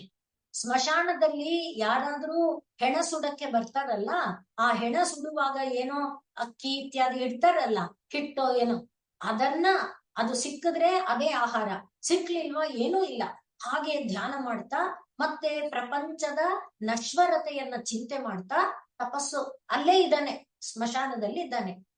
ಎಷ್ಟೋ ದಿನ ಆಯ್ತು, ಯಾರು ಸಾಯ್ಲಿಲ್ಲ, ಯಾವ ಹೆಣನು ಬಂದಿಲ್ಲ. 1 ವಾರದ ಕಾಲ ಆಗ್ಬಿಡ್ತು. ಈಗ 1 ವಾರ ಅಥವಾ 8-10 ದಿನಗಳು ಕಳೆದಿದೆ. ಇವತ್ತೊಂದು ಹೆಣ ಬಂತು. ಅದನ್ನ ಸುಟ್ಬಿಟ್ಟು ಅವರು ಅಲ್ಲೇ ಹಿಟ್ಟು ನೀರು ಏನೇನೆಲ್ಲ ಇಟ್ಬಿಟ್ಟು ಹೊರಟೋದು. ಆಗ ಈ ಭರ್ತೃಹರಿ ಏನ್ ಮಾಡ್ದ, ಆ ಹಿಟ್ಟನ್ನೆಲ್ಲ ಅಲ್ಲಿ ಇಟ್ಟಿದ್ದನ್ನೆಲ್ಲ ಕಲಿಸ್ಕೊಂಡು ರೊಟ್ಟಿ ಮಾಡ್ದ. ಅಲ್ಲೇ ಇದು ಮಡಕೆ ಒಡೆದಿರ್ತಾರಲ್ಲ, ಆ ಒಡೆದಿರೋ ಮಡಕೆ ಮೇಲೆ ರೊಟ್ಟಿ ತಟ್ಕೊಂಡ. ಇದೆಲ್ಲ ಕಲ್ಪನೆ ಮಾಡ್ಕೊಳ್ಳಿ ಎಷ್ಟು ವೈರಾಗ್ಯ ಇರಬಹುದು ಅಂತ. ಆ ಒಡೆದಿರೋ ಮಡಕೆ ಮೇಲೆ ರೊಟ್ಟಿ ತಟ್ಕೊಂಡ, ಹೆಣ ಇತ್ತಲ್ಲ ಬೆಂಕಿ, ಅದರ ಮೇಲೆ ರೊಟ್ಟಿಯನ್ನ ಬೇಯಿಸ್ಕೊಂಡ. ಆ ಹೆಣಕ್ಕೋಸ್ಕರ ನೀರ್ ಇಟ್ಟಿದ್ರಲ್ಲ, ಆ ನೀರನ್ನ ತಗೊಂಡು ಬಂದು ಈಗ ರೊಟ್ಟಿ ತಿನ್ಬೇಕು. ಆಗ ದಾರಿಯಲ್ಲಿ ಪಾರ್ವತಿ ಪರಮೇಶ್ವರ ಬರ್ತಾ ಇದ್ರು. ಪಾರ್ವತಿ ಎಂಥ ವೈರಾಗ್ಯ ನೋಡಿ, ಎಷ್ಟು ಕಾಲದಿಂದ ನಾನು ನೋಡ್ತಾ ಇದ್ದೇನೆ, ತೀವ್ರತಮ ಸಾಧನೆ ಮಾಡ್ತಾ ಇರುವಂತ ಇಂಥವನ ಮೇಲೆ ಯಾಕೆ ಸ್ವಾಮಿ ನೀವು ಕೃಪೆ ತೋರಲ್ಲ? ಇದೆಲ್ಲ ಸಾಲದು, ಇನ್ನೂ ಅವ್ನು ತುಂಬಾ ಬೆಳಿಬೇಕು ಅಂದ್ಬಿಟ್ಟ ಪರಮೇಶ್ವರ. ಅದ್ ಹೇಗೆ ಇಷ್ಟೊಂದು ತೀವ್ರತರವಾದಂತಹ ಒಂದು ವೈರಾಗ್ಯ ಇದ್ದಾಗ ಇನ್ನೂ ಸಾಲದು ಅಂತಿದ್ದೀರಲ್ಲ ಅಂತ. ಹೇಗೆ ನಾನು ಅಂದ್ರೆ ಪರಸ್ಪರ ಒಬ್ಬರಿಗೊಬ್ರು ನಿಜ ಭಕ್ತೇಶು ಪ್ರಕಟಿತ ಫಲಾಭ್ಯಾಮ್ ಅನ್ನುವುದಕ್ಕೆ ಪರಸ್ಪರ ಒಬ್ಬರು ಹೇಳ್ತಾರೆ. ಹಾಗೆ ಪಾರ್ವತಿ ಪಾಪ ಅವನ ಮೇಲೆ ಅನುಗ್ರಹ ಮಾಡಿಬಿಡಿ ಅಂತ ಕೇಳಿದಾಗ ಶಿವ ಮಾತಾಡ್ಲಿಲ್ಲ. ಈಗ ಇಬ್ಬರು ಕೂಡ ಮುದುಕಿ ತರಹ ಬಂದ್ರು. ಶಿವ ಮುದುಕ ಹೇಳ್ದ, ನನಗೆ ತುಂಬಾ ಹಸುವಾಗಿದೆ, ಏನಾದ್ರೂ ಕೊಡು ಅಂತ ಕೇಳ್ದ. ಆಗ ಇವನ ಕೈನಲ್ಲಿ ಇದ್ದಿದ್ದ ಅದು ಒಂದೇ ರೊಟ್ಟಿ ಆಗಿತ್ತು. ಆ ರೊಟ್ಟಿಯನ್ನ ಮುದುಕನಿಗೆ ಕೊಟ್ಟ. ಮುದುಕ ಏನ್ ಮಾಡ್ದ, ಅದರಲ್ಲಿ ಸ್ವಲ್ಪ ಭಾಗನ ಮುದುಕಿಗೆ ಕೊಟ್ಟು ತಾನು ಮೇಜರ್ ಭಾಗ ತಿಂದ. ಆಮೇಲೆ ಈಗ ಬಾಯಾರಿಕೆ ಆಗ್ತಾ ಇದೆ. ಬಾಯಾರಿಕೆ ಆಗ್ತಾ ಇರುವಾಗ ನೀರು ಕೇಳ್ಬೇಕು. ನೀರನ್ನ ಕೇಳ್ತೀನಿ ಅಂತ ಶಿವ ಮನಸ್ಸಲ್ಲಿ ಮುದುಕ ಯೋಚನೆ ಮಾಡ್ದ. ಪಾರ್ವತಿ ಕಣ್ಣಲ್ಲಿ ಸಂಯ ಮಾಡಿದ್ಲು, ಬೇಡ ಪಾಪ ಅವನಿಗೆ ನೀರಾದ್ರೂ ಇರ್ಲಿ, 8-10 ದಿವಸದ ನಂತರ ಸಿಕ್ಕಿರುವಂತ ರೊಟ್ಟಿನೂ ಕಿತ್ಕೊಂಡ್ಬಿಟ್ರಿ, ಈಗ ನೀರು ಬೇಡ ಅನ್ನೋದು ಬೇಡ, ಅವನಿಗೆ ನೀರಿರ್ಲಿ ಅಂತ ಕಣ್ ಸಂಜ್ಞೆನಲ್ಲಿ ಹೇಳಿದ್ಲು. ಇವನು ಅವರಿಬ್ಬರ ಸಂಜ್ಞ ಇದನ್ನ ನೋಡ್ತಿದ್ದ. ಏನ್ ನೀವು ಮಾತಾಡ್ತಿದ್ದೀರಿ ಅಂತ ಕೇಳ್ದ. ಆಗ ಇವಳು ಹೇಳಿದ್ಲು, ಪಾಪ ಅವನಿಗೆ ಊಟ ಇಲ್ಲ, 8-10 ದಿವಸದಿಂದ ರೊಟ್ಟಿನೂ ತಗೊಂಡ್ಬಿಟ್ವಿ, ನೀರು ತಗೊಳ್ಳೋದ್ ಬೇಡ, ಅವನ್ ನೀರ್ ಕುಡಿಲಿ. ಹಾಗಂದ್ರೇನು, ನಾನು ಏನೇನ್ ತ್ಯಾಗ ಮಾಡಿದ್ದೇನೆ ನಾನೇ ಅಂತ ಉದ್ದಕ್ಕೆ ತಾನು ಮಾಡಿದ ತ್ಯಾಗ ತರ ಹೇಳಿದ್ವಲ್ಲ, ಎಲ್ಲ ಪಟ್ಟಿ ಹೇಳಕ್ ಶುರು ಮಾಡಿದ. ಆಗ ಶಿವನು ಹೇಳಿದ, ನೋಡಿದ್ಯಾ ಅಂದ್ರೆ ಒಬ್ಬರು ಪರಸ್ಪರ ಕರುಣೆ ತೋರು ಅಂತ ಇದು ಮಾಡ್ತಾರೆ ಅನ್ನುವುದಕ್ಕೆ. ಅಂದ್ರೆ ಇನ್ನೂ ಸಾಲದ ಅಂದ್ರೆ ಎಷ್ಟು ಮಟ್ಟಿನ ಏಕಾತ್ಮ ಭಾವ ಬರಬೇಕು, ನಾನೆಂಬ ಭಾವ ಅಳಿದು ಹೋಗ್ಬೇಕು. ಅಂಥ ಜಾಗದಲ್ಲೇ ಭಕ್ತಿ ಅನ್ನೋದು ಬರೋದು. ಆ ಭಕ್ತಿ ಅನ್ನುವುದು ಬಂದಾಗ ನಾನು ಅನ್ನುವ ಭಾವ ದೂರ ಆಗೋದಕ್ಕೆ ಈ ಸಾಧನೆ ಎಲ್ಲ ಇರೋದು. ಆದ್ರಿಂದ ಈ ಸಾಧನೆಯಿಂದ ನಾನು ಪರಮಾತ್ಮನನ್ನ ಒಲಿಸ್ಕೊಳ್ತೇನೆ ಅನ್ನುವುದಕ್ಕಿಂತ, ಅದನ್ನೇ ಈಗ ನಾವು ಹೇಳ್ಕೊಳ್ತಾ ಇರೋದು, ಪರಮಾತ್ಮನನ್ನ ಪ್ರೀತಿಸಿದರೆ, ಪರಮಾತ್ಮನ ಅನುಗ್ರಹವನ್ನ ಪ್ರತಿ ಕ್ಷಣದಲ್ಲಿ ಭಾವಿಸಿದರೆ, ಹೇಗೆ ಉಸಿರು ಮೂಗಿಂದ ಆಚೆ ಬಂತು, ಒಳಗೆ ಬರ್ದೇ ಇದ್ರೆ ಒಳಗೆ ಬರೆಸಿದಾನಲ್ವಾ, ಅಲ್ಲಿ ಪರಮಾತ್ಮನ ಕೃಪೆಯನ್ನ ನೆನಪು ಮಾಡ್ಕೊಳ್ಬೇಕು. ರಾತ್ರಿ ನಿದ್ದೆ ಮಾಡುವಾಗ ಯಾವುದೋ ಜಂತು ಬಂದು ನಮ್ಮನ್ನ ಕಚ್ಚಿ ಏನೋ ವಿಪತ್ತಿಗೆ ಒಳಗು ಮಾಡಿದಂತೆ ಕಾವಲು ಕಾದು ರಕ್ಷಿಸ್ತಾನಲ್ವಾ ಒಳಗಡೆ ಚೈತನ್ಯ ರೂಪಿಯಾಗಿ. ಆ ರೀತಿ ಪ್ರತಿಯೊಂದು ಹೃದಯದ ಬಡಿತ ನಿರಂತರ ಇರುವಂತೆ ಮಾಡ್ತಾನಲ್ವಾ. ತಿಂದ ಆಹಾರವೆಲ್ಲ ಪಚನ ಆಗುವಂತೆ ಮಾಡಿ ಅದು ರಕ್ತ, ಮಾಂಸ, ಮೇದ, ಮಜ್ಜ, ಅಸ್ಥಿ ಎಲ್ಲ ಕಡೆಗೆ ಯಾರು ಮಾಡ್ತಾರೆ? ನಾ ಮಾಡ್ತಿದ್ದೀನ, ಹುಟ್ತಾ ಇದ್ದೀನ, ಬೀಸ್ತಿದ್ದೀನ, ಎಲ್ಲ ಕಡೆಗೆ ಇಲ್ಲ. ಇಂಥ ಒಂದು ಪರಮಾತ್ಮನ ಕೃಪೆಯನ್ನ ನಿರಂತರ ನೆನೀತಾ ಇದ್ರೆ ಅದೇ ಭಕ್ತಿ ಆಗುತ್ತೆ. ಆ ಭಕ್ತಿಗೆ ಇಬ್ಬರು ಕೂಡ ಮಕ್ಕಳು ಕಷ್ಟಪಡೋದು ಬೇಡ. ಆದ್ರಿಂದ ಇಲ್ಲಿ ತಪಸ್ಸಿನ ಕಷ್ಟವನ್ನ ತಿಳ್ಕೊಂಡಿದ್ದಾರಲ್ವಾ, ಆದ್ರಿಂದ ಮಕ್ಕಳು ಕಷ್ಟಪಡೋದು ಬೇಡ ಅಂತ ಬೇಗ ಅವರವರು ಬಯಸಿದ ಫಲವನ್ನ ಕೊಟ್ಬಿಡ್ತಾರಂತೆ. ಪ್ರಕಟಿತ ಫಲಾಭ್ಯಾಂ ಅಂಥವರು. ಮತ್ತೆ ಶಿವಾಭ್ಯಾಂ ಲೋಕಕ್ಕೆಲ್ಲ ಮಂಗಳವನ್ನ ಉಂಟು ಮಾಡ್ತಾರೆ. ಇವರಿಗೆ ಅವರಿಗೆ ಅಂತಲ್ಲ, ಅಸ್ತೋಕ ತ್ರಿಭುವನ ಶಿವಾಭ್ಯಾಂ ಲೋಕದಲ್ಲಿರುವಂಥ ಎಲ್ಲರಿಗೆ ಕೂಡ ಮಂಗಳವನ್ನ ಉಂಟು ಮಾಡುವಂಥವರು, ಕಲ್ಯಾಣವನ್ನ ಉಂಟು ಮಾಡುವವರು, ಮೋಕ್ಷದಾಯಕರಾದವರು, ಕರುಣಾಮಯಿಗಳಾದಂಥವರು. ಆದ್ರಿಂದ ಅವರು ಲೋಕಕ್ಕೆಲ್ಲ ಪರಮೌಷಧಾಭ್ಯಾಂ ಅಂತ ಇನ್ನೊಂದು ಕಡೆ ಹೇಳ್ತಾರೆ, ನಮಃ ಶಿವಾಭ್ಯಾಂ ಪರಮೌಷಧಾಭ್ಯಾಂ. ಆ ರೀತಿ ಭವ ಎಂಬ ರೋಗಕ್ಕೆ ಔಷಧ ರೂಪದಲ್ಲಿರುವಂತ ಅವರಿಬ್ಬರೂ ಮೂರು ಲೋಕವನ್ನ ಅನುಗ್ರಹಿಸುವುದಕ್ಕಾಗಿಯೇ ಇದ್ದಾರೆ. ಅದನ್ನೇ ಶಿವ ಎನ್ನುವ ಶಬ್ದದಲ್ಲಿ ನಾವು ಹೇಳ್ಕೊಂಡ್ವಿ. ಯಾವ ರೀತಿ ಸೃಷ್ಟಿ ಸ್ಥಿತಿಯನ್ನ ಪ್ರಪಂಚ ಸೃಷ್ಟ್ಯುನ್ಮುಖ ಲಾಸ್ಯಕಾಯೈ ಆದ್ರೆ ಪ್ರಪಂಚ ಸಂಹಾರಕ ತಾಂಡವ. ಅವಳು ಸೃಷ್ಟಿ ಮಾಡುವಾಗ ಇವನು ಪೂರಕವಾಗಿ ನಿಲ್ತಾನೆ, ಅದನ್ನ ಕೆಡಿಸೋದು, ಒಡೆಯೋದು, ಅಳಿಸೋದು ಮಾಡಲ್ಲ. ಅವನು ಸಂಹಾರ ಮಾಡುವಾಗ ಇವಳು ಪೂರಕವಾಗಿ ನಿಲ್ತಾಳೆ. ಇವರಿಬ್ಬರೂ ಸೇರಿ ಲೋಕದ ಮೇಲೆ ಅನುಗ್ರಹವನ್ನ ಮಾಡುವಾಗ ಇಬ್ಬರು ಒಮ್ಮನಸ್ಸಿನಿಂದ ಒಂದು ಭಾವದಿಂದ ಲೋಕವನ್ನ ಅನುಗ್ರಹಿಸ್ತಾರೆ. ಆದ್ರಿಂದ ನಮಃ ಶಿವಾಭ್ಯಾಂ ಅಸ್ತೋಕ ತ್ರಿಭುವನ ಶಿವಾಭ್ಯಾಂ. ಇಲ್ಲಿ ಶಿವ ಅನ್ನುವ ಅರ್ಥ, ಇಲ್ಲಿ ಶಿವ ಅನ್ನುವ ಅರ್ಥದಲ್ಲಿ ವ್ಯತ್ಯಾಸ. ಇಲ್ಲಿ ಶಿವ ಶಿವೆಯರು, ಇಲ್ಲಿ ಶಿವಾಭ್ಯಾಂ ಅಂದಾಗ ಮಂಗಳವನ್ನು, ಕಲ್ಯಾಣವನ್ನು, ಕ್ಷೇಮವನ್ನು, ಶಾಂತಿಯನ್ನು, ಸುಖವನ್ನು, ಮೋಕ್ಷವನ್ನು, ಈ ಎಲ್ಲ ಅರ್ಥವನ್ನು ಕೊಡುವಂಥವರು ಅಂಥವರು. ಮತ್ತೆ ಹೃದಯ ಪುನರ್ಭವಾಭ್ಯಾಂ ಹೃದಯದ ಒಳಗೆ ಸರ್ವ ಜೀವಗಳಲ್ಲಿ ಈಶ್ವರ ಸರ್ವಭೂತೇಶು ಹೃದ್ದೇಶೇ ಅರ್ಜುನ ತಿಷ್ಠತಿ. ಹಾಗೆ ಸರ್ವಸ್ಯ ಚಾಹಂ ಹೃದಯ ಸನ್ನಿವಿಷ್ಟ. ಹೃದಯದೊಳಗೆ ಇದ್ದಾನೆ, ಎಲ್ಲೋ ಹೊರಗಡೆ ಅಡ್ಡಾಡಿ ಟಾರ್ಚ್ ಹಿಡ್ಕೊಂಡು ಹುಡುಕ್ಬೇಕಾಗಿಲ್ಲ. ಮಾಡ್ಬೇಕಾಗಿರೋದೇನಪ್ಪಾ ಅಂದ್ರೆ ಇಂದ್ರಿಯಗಳನ್ನ ಒಳಗೆ ತಿರುಗಿಸೋದಷ್ಟೇ. ಪ್ರಪಂಚ ಉಪಶಮ, ಇದು ನೋಡಿದ್ವಲ್ಲ, ಇದೆಲ್ಲ ಪ್ರಪಂಚ. ಯಾವುದು? ಜಾಗೃತ್, ಸ್ವಪ್ನ, ಸುಷುಪ್ತಿ, ಓಂಕಾರದ ಈ ಮೂರು, ಜಾಗೃತ್, ಸ್ವಪ್ನ, ಸುಷುಪ್ತಿ, ಸತ್ವರಜಸ್ ತಮಸ್ಸು, ಸ್ಥೂಲ ಸೂಕ್ಷ್ಮ ಕಾರಣ, ಹೀಗೆ ಈ ಮೂರು ಇದೆಯಲ್ಲ, ಆ ಮೂರನ್ನ ದಾಟಿ ಮೇಲೆ ಹೋಗ್ತಾ ಇದೆಯಲ್ಲ ಪ್ರಪಂಚೋಪಶಮ. ಯಾವಾಗುತ್ತೆ? ಇಂದ್ರಿಯಗಳೆಲ್ಲ ಒಳಗೆ ದೇವ್ರೆ ದೇವ್ರೆ ದೇವ್ರೆ, ನಿನ್ನ ಪ್ರಸಾದ ನಿನ್ನ ಪ್ರಸಾದ, ನೀನು ಕೊಟ್ಟ ಗಾಳಿ, ನೀನು ಕೊಟ್ಟ ಸೂರ್ಯ, ನೀನು ಕೊಟ್ಟ ಚಂದ್ರ, ನೀನು ಕೊಟ್ಟ ನೀರು, ನೀನು ಕೊಟ್ಟ ಆ ಭಾವವನ್ನ ನೆನೆಸ್ತಾ ನೆನೆಸ್ತಾ ನೆನೆಸ್ತಾ ಹಾಗೆ ಎಲ್ಲಿ ಕಾಣ್ತಾನೆ? ಒಳಗಡೆ ಹೃದಯದಲ್ಲಿ ಅನುಭವಕ್ಕೆ ಬರ್ತಾನೆ. ಹೇಗೆ ಅನುಭವಕ್ಕೆ ಬರ್ತಾನೆ? ಆನಂದ ರೂಪದಲ್ಲಿ ಅನುಭವಕ್ಕೆ ಬರ್ತಾರೆ. ಹಾಗಿರುವಂತ ಆ ಆನಂದ ಒಂದು ಸಲ ಅನುಭವಿಸಿದ್ರೆ ಸಾಕ, ಗಾಢವಾದ ನಿದ್ದೆ. ಒಂದು ಸಲ ಅನುಭವಿಸಿದ್ರೆ ನಾಳೆನೂ ಈ ತರ ನಿದ್ದೆ ಬರಬಾರ್ದ, ಇನ್ನೊಂದ್ ದಿವಸ ಅವತ್ತು ನೋಡಿ ತಲೆ ಕೆಳಗಿಟ್ಟ ಮಲಗಿದ್ದಷ್ಟೇ 12 hours ಹೇಳಲೇ ಇಲ್ಲ, ಎಂಥಾ ನಿದ್ದೆ, ಅಂಥ ನಿದ್ದೆ ಇನ್ನೊಂದ್ಸಲ ಬರಬಾರ್ದ. ಆ ರೀತಿ ಒಂದು ನಿದ್ದೆಗೆ, ಅಥವಾ ಅದ್ಭುತವಾದ ಒಂದು ರುಚಿಕರವಾದ ಆಹಾರ, ಎಂಥ ಸುಂದರ ದೃಶ್ಯ, ಅಂಥ ದೃಶ್ಯ ಇನ್ನೊಂದ್ಸಲ ನೋಡಬಾರ್ದ ಅಂತ ಅನ್ಸುತ್ತೆ ಅಲ್ವಾ? ಹಾಗೆ ಹೃದಯದೊಳಗೆ ಆ ಪರಮಾತ್ಮಾನಂದ ಅನುಭೂತಿ ಮತ್ತೆ ಅದರ ಜೊತೆಯಲ್ಲಿ ಪುನರ್ಭವ ಅಂದ್ರೆ ಪ್ರತಿ ಕ್ಷಣದಲ್ಲಿ ಗೋಚರ ಆಗ್ತಿರುತ್ತೆ. ನಾವು ನೋಡಿಲ್ಲ ಅಷ್ಟೇ. ಒಳಗೆ ತಿರುಗಪ್ಪ, ನೋಡಪ್ಪ ಅಂತ ಹೇಳಕ್ಕೋಸ್ಕರನೇ ಪರಮಾತ್ಮ ಟಿಕ್ ಅಂತ ಒಂದೊಂದು ಕೊಡ್ತಾ ಇರ್ತಾನೆ.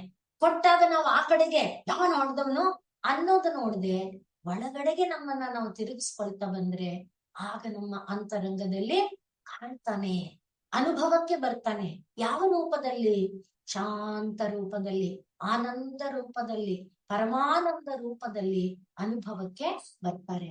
ಅಂಥ ಶಿವ ಮತ್ತು ಶಿವೆಯರ ಅಂದ್ರೆ ತಾಯಿ ತಂದೆಯರ ಜಗತಃ ಮಾತಾ ಪಿತರೌ. ಆದ್ರಿಂದಲೇ ನಾವು ನೋಡಿದ್ದು ಪ್ರಪಂಚ ಸೃಷ್ಟ್ಯುನ್ಮುಖಲಾಸ್ಯಕಾಯೈ ಪ್ರಪಂಚ ಸಂಹಾರಕ ತಾಂಡವಾಯ ನಮಃ ಶಿವಾಯೈ ನಮಃ ಶಿವಾಯ. ಯಾರದು? ಜಗತಃ ಮಾತಾ ಪಿತೃ, ಆ ತಾಯಿ ತಂದೆಯಾದಂತ, ಜಗತ್ತಿಗೆ ತಂದೆ ತಾಯಿಯಾದಂತ ಅವರನ್ನ ನಾನು ನಮಸ್ಕರಿಸ್ತೇನೆ ಅಂತ. ಯಾಕೆ? ಎರಡೂ ಕೂಡ ಪೂರಕ ಪೋಷಕವಾದಾಗ ಅದು ಒಂದು ಪರಿಪೂರ್ಣ ಆಗತ್ತೆ. ಆ ಪೂರ್ಣತೆಗಾಗಿ ನನಗೆ ಪೂರ್ಣತೆ ಬೇಕಾದ್ರೆ ಅಂದ್ರೆ ಭೋಗ ಯೋಗ ಆ ಎರಡರ ಒಂದು ಸಮನ್ವಯ ಅದು ಬೇಕು ಅಂದಾಗ ಎರಡನ್ನೂ ಕೂಡ ನಾನು ಆಶ್ರಯಿಸಬೇಕು. ಯೋಗರತೋವ ಭೋಗರತೋವ ಸಂಗರತೋವ ಸಂಗವಿಹೀನ ಯಸ್ಯ ಬ್ರಹ್ಮಣಿ ರಮತೆ ಚಿತ್ತಂ. ಅದು ಬೇಕು ಅಂದ್ರೆ ಯೋಗ ಭೋಗಗಳ ಸಮನ್ವಯ, ಶಿವ ಶಿವೆಯರ ಸಮನ್ವಯ. ಶಿವ ಎಂಬುದು ವಿಶ್ವ, ಶಿವ ಎಂಬುದು ವಿಶ್ವಾತೀತ. ಆ ವಿಶ್ವಾತೀತ ವಿಶ್ವ ಇಲ್ಲದೆ ಇಲ್ಲ, ವಿಶ್ವಾತೀತನಾದವನಿಲ್ಲದೆ ಇಲ್ಲ. ಎರಡೂ ಕೂಡ ಆ ಒಂದು ಭಾವದಲ್ಲಿ ಇದೆಯಲ್ಲ, ಅದನ್ನ ಪರಿಭಾವಿಸ್ತಾ ನಾವು ಪರಮಾತ್ಮನಿಗೆ ನಮಸ್ಕಾರವನ್ನ ಮಾಡ್ಕೊಳ್ಳೋಣ ಅಂತ ಇಲ್ಲಿ ಭವತು ಇಯಂ ನತಿಹಿ, ನನ್ನ ಈ ನಮಸ್ಕಾರವು ಆ ತಂದೆ ತಾಯಿಗಳಿಗೆ ಸಲ್ಲಲಿ. ಕಲಾಭ್ಯಾಂ ಚೂಡಾಲಂಕೃತ ಶಶಿಕಲಾಭ್ಯಾಂ ನಿಜ ತಪಃ ಫಲಾಭ್ಯಾಂ ಭಕ್ತೇಷು ಪ್ರಕಟಿತ ಫಲಾಭ್ಯಾಂ ಭವತು ಮೇ ಶಿವಾಭ್ಯಾಂ ಅಸ್ತೋಕ ತ್ರಿಭುವನ ಶಿವಾಭ್ಯಾಂ ಹೃದಿ ಪುನರ್ಭವಾಭ್ಯಾಂ ಆನಂದ ಸ್ಫುರದನುಭವಾಭ್ಯಾಂ ನತಿರಿಯಂ.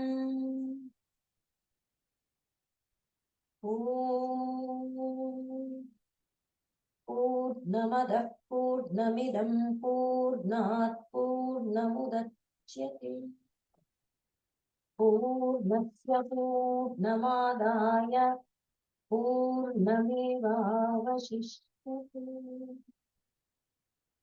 ಓಂ ಶಾಂತಿ ಶಾಂತಿ ಶಾಂತಿ. ಸರ್ವೇ ಭವಂತು ಸುಖಿನಃ, ಸರ್ವೇ ಸಂತು ನಿರಾಮಯಾಃ, ಸರ್ವೇ ಭದ್ರಾಣಿ ಪಶ್ಯಂತು, ಮಾ ಕಶ್ಚಿತ್ ದುಃಖ ಭಾಗ್ ಭವೇತ್. ಹರಿ ತತ್ಸತ್. ಶ್ರೀರಾಮಕೃಷ್ಣಾರ್ಪಣಮಸ್ತು.